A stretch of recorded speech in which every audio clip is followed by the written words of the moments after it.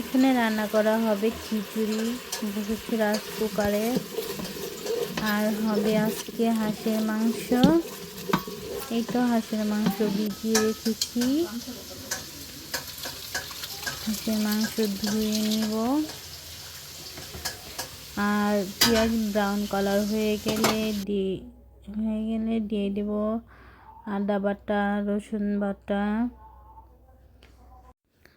মশলা দেওয়া শেষ, বাটা মশলা।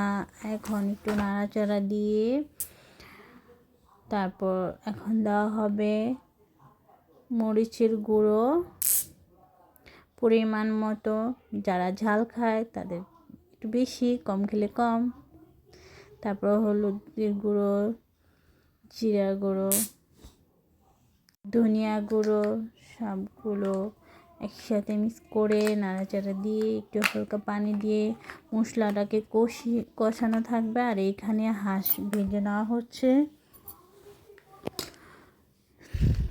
হাঁস নাড়াচাড়া করে ভাজার পর চলে আসছি আবার মশলা কষানোর মধ্যে।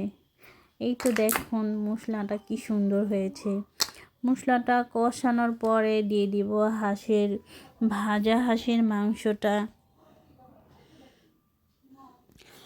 এই তো একটু নাড়াচাড়া করে ভালোভাবে এইগুলোকে কষিয়ে নিতে হবে। এই তো ভালো করে নাড়াচাড়া করে নেবেন। এখন এটাকে কষানো হবে। দেখুন কি সুন্দর এখনই কালার হচ্ছে।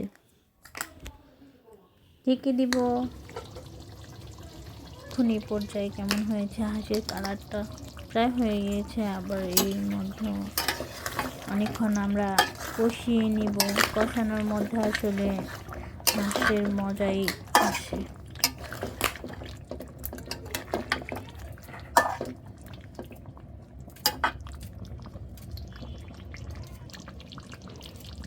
দেখুন কেমন হয়েছে কালারটা হাঁসের মাংসে। অনেক এই সময়টা অনেক। এই তো এই পর্যায়ে দিয়ে দিব ঝোল দিয়ে ভালোভাবে নেড়ে চেড়ে কষিয়ে নিব। ঢেকে তো অবশ্যই দিতে হবে। এই তো ভালোভাবে জাল দেওয়ার পরে এই ঝোলগুলো শুকিয়ে যাবে, তারপরে রেডি হয়ে যাবে। দেখুন এই পর্যায়ে আমাদের হয়ে গিয়েছে। আর একটুখানি জাল দিব। এখানে মশলা দেওয়া হবে, মানে ভাজা জিরা গুঁড়ো। আরেকটা সিক্রেট মশলা আছে, সবাই সিক্রেট মশলাটা জানার জন্য বলবেন। জানতে কি চান কি না?